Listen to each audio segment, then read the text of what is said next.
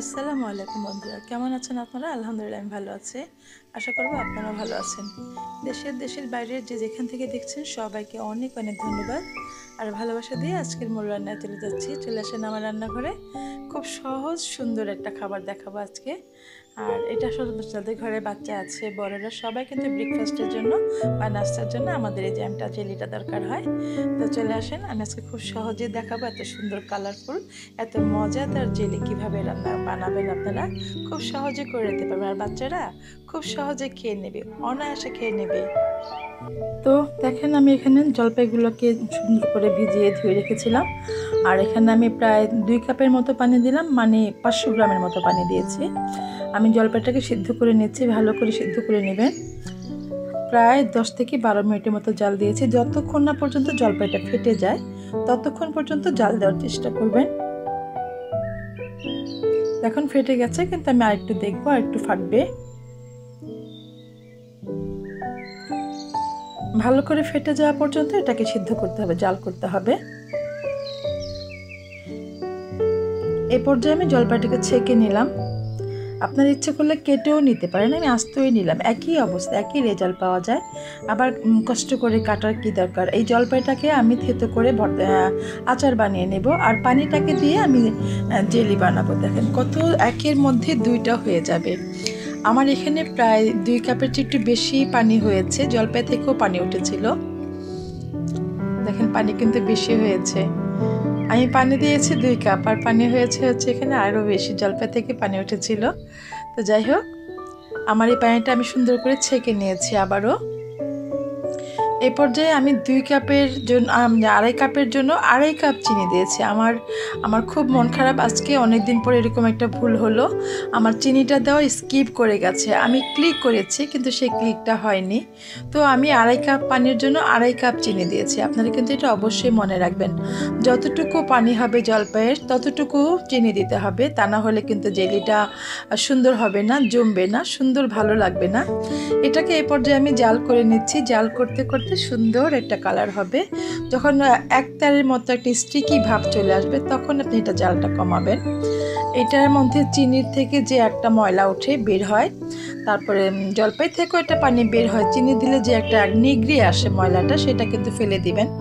এরকম ফেনা ফেনার মতো যেটা হবে সেটা অবশ্যই বারবার তুলে সুন্দর করে ফেলে দিবেন। তাহলে এই জেলিটা চকচকে হবে, সুন্দর হবে। জেলির মধ্যে যেন কোনো রকম কোনো ময়লা বা ফেনার মতো কিছু না থাকে, সেদিকে অবশ্যই খেয়াল রাখতে হবে।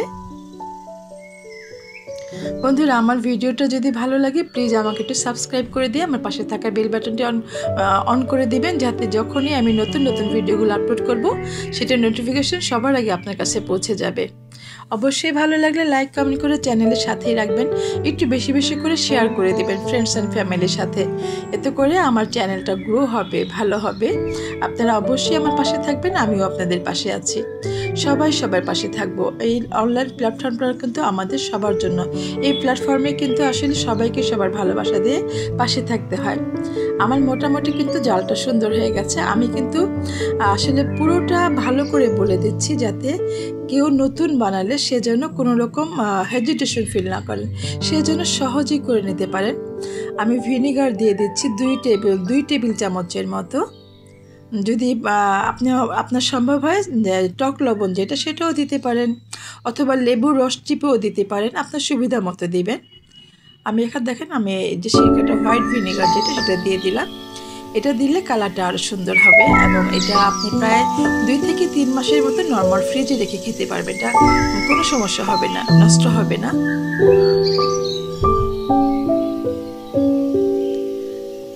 আমি প্রায় 12 থেকে 15 মিনিটের মতো জাল করেছি। এটা জালটা আঠালো আঠালোটা ভাব হবে, তখন নামিয়ে নেবেন। এর মধ্যে কিন্তু যেটার মধ্যে ঢালবো সেই মোল্ড সুন্দর করে শুকিয়ে নিতে হবে, যাতে ওটার মধ্যে রাখবেন এটা নষ্ট হয়ে না যায়। সুন্দর করে একটা কাচের মোল্ড শুকিয়ে নেবেন।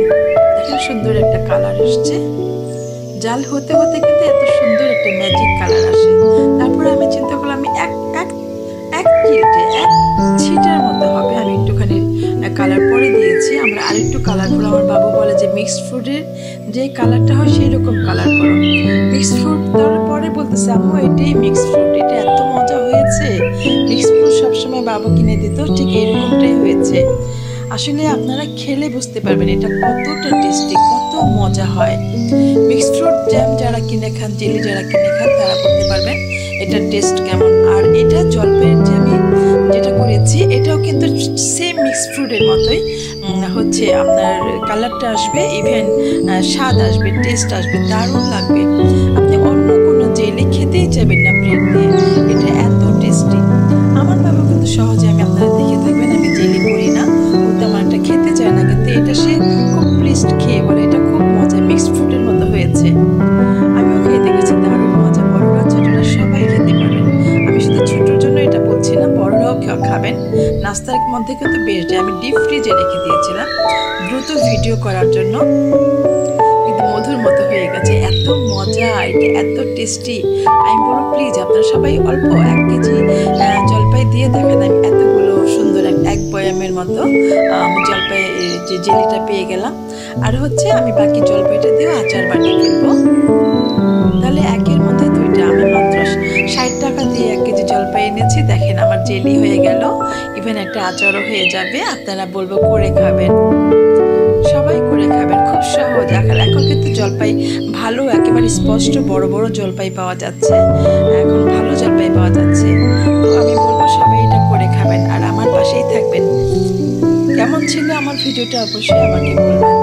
এটা অনেক মজা, আমি যার জন্য বানিয়েছি সে এসে একসাথে সবগুলো নিয়ে গেছে। যে কটার মধ্যে আমি জ্যাম লাগিয়েছি, জেলি লাগিয়েছিলাম, সেটা নিয়ে গেছে, বলে এটা খেয়ে দেখি, টেস্ট করে, এবং খুবই খুশি হয়েছে। বাচ্চারা খুশি হলে আমার খুব ভালো লাগে। তারপরে আমি আবার রোজা ছিলাম, আমি ইফতারি করে খেলাম, দারুণ হয়েছিল। বন্ধুরা এত সুন্দর সহজ রেসিপি আপনারা করে খাবেন বাসায়, এরকম করে কিনে খেতে যাবেন না, প্রিজারভেটিভ থাকে বাইরের জিনিসের মধ্যে, কোনো আসলে বিশ্বাস থাকে না, আর সেরকম ফেথ থাকে না আমাদের, যে আমরা যেটা চাই অথেন্টিক যেটা সেটা হয় না। বাসায় বানানোর মতো জেলি জ্যাম এটা বাইরে কখনোই হয় না। আমার মোটামুটি বানানো শেষ, আর ফাইনাল লুকটা দেখেন আমি এরকম করে বানিয়ে বানিয়ে রেখেছি, আর আমার বাবু নিয়ে নিয়ে খেয়ে ফেলছে। অনেক মজা হয়েছিল। যারা এতক্ষণ আমার পাশে ছিলেন, আমাকে সময় দিলেন, সবাইকে অনেক অনেক ধন্যবাদ জানাই, অনেক ভালোবাসা জানাই। আর আমি বলবো রেসিপিটা ভালো লাগলে অবশ্যই করে খাবেন, ইভেন একটু শেয়ার দিয়ে দিবেন প্লিজ, বেশি বেশি করে একটু শেয়ার দিয়ে দিবেন আমার, তাহলে আমি আপনাদের জন্য অনেক অনেক দোয়া করবো। আমার পাশেই থাকবেন, সাথেই থাকবেন, চ্যানেলের সাথেই থাকবেন। আর দেখেন কত সুন্দর একটা কালার, দেখেই কিন্তু খেতে ইচ্ছে করছে। তো বন্ধুরা ভালোবাসা রইলো, অনেক অনেক দোয়া রইলো। দেখা হবে, ফিরে আসবে আবার নতুন কোনো ভিডিও, নতুন কোনো রেসিপি নিয়ে। সেই পর্যন্ত আপনারা সবাই ভালো থাকেন। আপনাদের সবাইকে অনেক অনেক দোয়া আর ভালোবাসা দিয়ে আজকের মতো বিদায় নিচ্ছি। আমি মিনা। দেখেন আমার বাবু চলে আসছে খাওয়ার জন্য, এবং সে বলছে দুইটা মিশিয়ে একভাবে খাবো। তো আমি বললাম একটু খুলে দেখাও, এটা ছিঁড়ে দেখাও কেমন হয়েছে। সেজন্য সে এটা ছিঁড়ে দেখালো। দেখেন কত সুন্দর। আমি বলবো আপনারা এইভাবে করে খাবেন, বাচ্চারা কিন্তু অনায়াসে খেয়ে ফেলবে। বাচ্চার টিফিনের বক্স আর আপনার বাসায় আসবে না, খালিটাই আসবে। এভাবে বাচ্চারাদের করে দিলে ওরা খেতে পছন্দ করবে, দারুণ টেস্টি এটা। তো সবাই ভালো থাকেন, সবাইকে অনেক অনেক দোয়া জানাচ্ছি, ভালোবাসা জানাচ্ছি আমার পাশে থেকে এতক্ষণ ভিডিওটা দেখার জন্য, আমাকে ইন্সপায়ার করার জন্য। আপনাদের প্রতি অনেক ভালোবাসা রেখে আবার ফিরে আসবো। সবাই ভালো থাকেন, বিদায় নিচ্ছি আমি মিনা। আল্লাহ হাফিজ।